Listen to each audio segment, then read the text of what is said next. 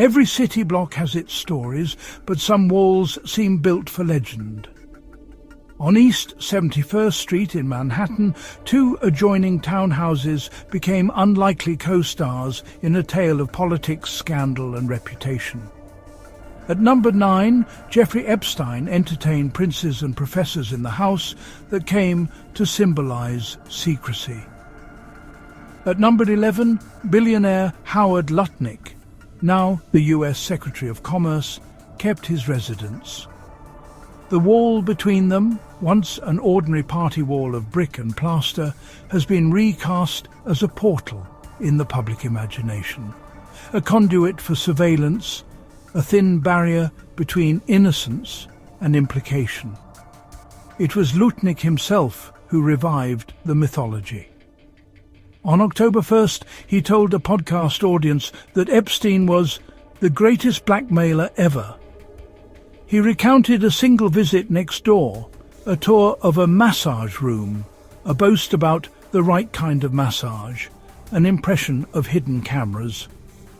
With that anecdote, he did more than tell a story. He seeded a narrative. Proximity became his credential.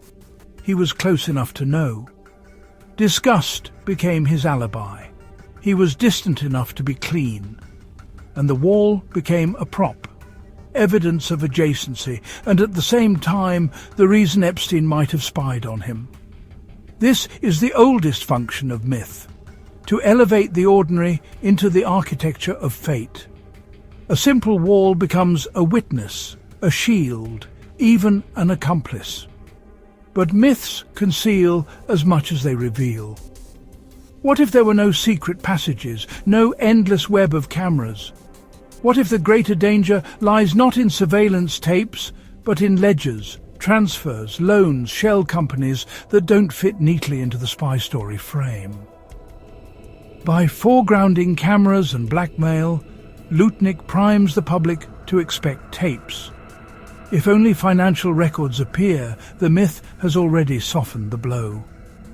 That possibility points to the deeper logic of Epstein's rise. From the beginning, he was not just a social connector, but a financial operator. He built his fortune by managing and sometimes controlling the wealth of the ultra-rich. The standard account of Epstein's power rests on the myth of Kompromat. Hidden cameras, recorded liaisons, whispered threats.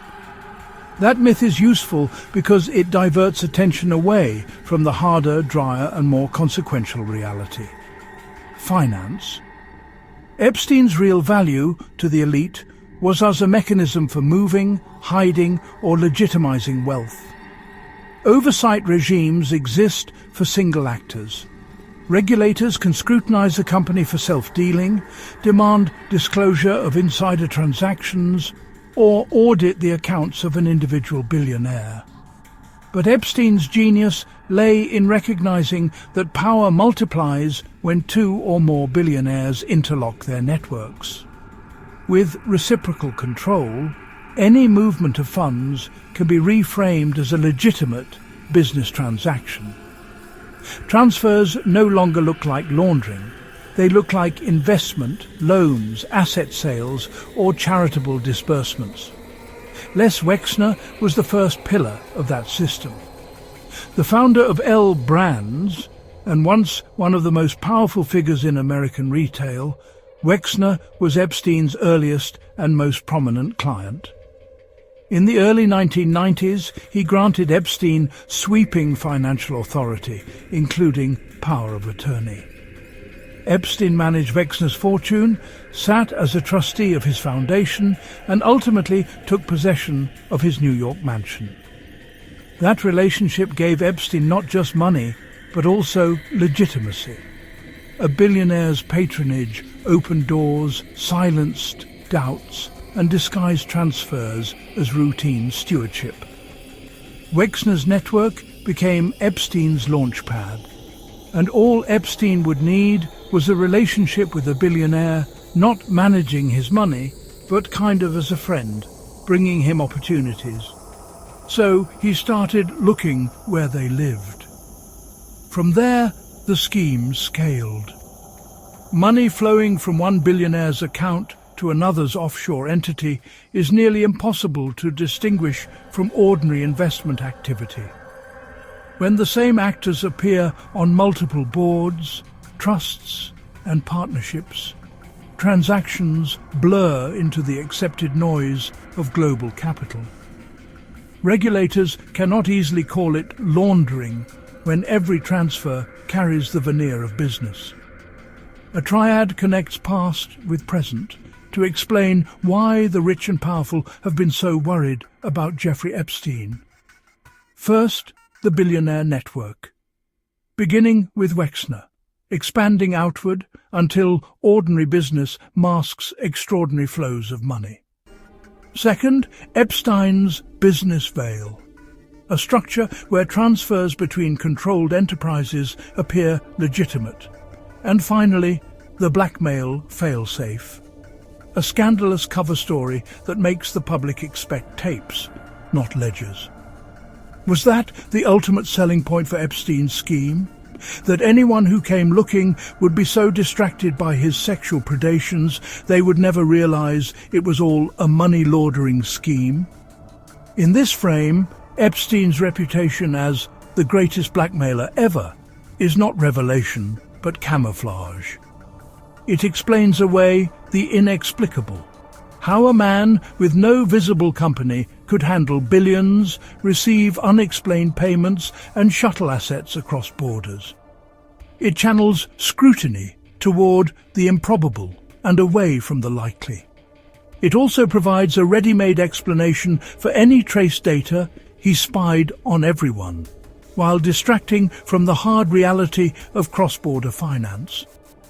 Being remembered as a predator is catastrophic for one man's reputation, but far less threatening to a system than exposing a clandestine financial network that may implicate banks, sovereign funds, and politically connected billionaires. Lutnick's recent comments, then, read less as confession of conscience than as inoculation. By telling a controlled anecdote, "Yes, I was next door, yes, I saw something strange," he creates a public record of proximity. By professing horror, he certifies his morality. And by reinforcing the blackmail myth, he shifts the frame from ledgers to cameras, from money to salacious rumor. If his name later appears in a financial file, he has already seeded the explanation. Epstein watched him without consent. Any trace is incidental. Any payments were mere business. This is not whistleblowing, but a rehearsal of defense. It is a classic reputational vaccine.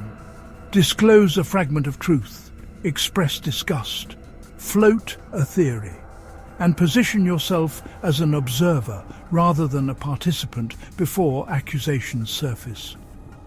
Because Lutnick is not merely a financier, but a Trump confidant and cabinet officer, his performance also functions as a signal to others in the same circle. Prepare your myths now, before the archives speak for themselves. Modern myths thrive in the spaces where evidence is absent. But unlike legends carved in stone, this one rests on paper. Deeds, transfers, powers of attorney, and bank wires waiting in archives and regulatory files.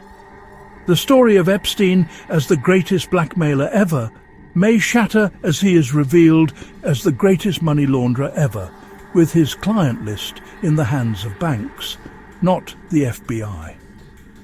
Either way, the wall on East 71st Street will remain, a mute witness to the myths built in its shadow.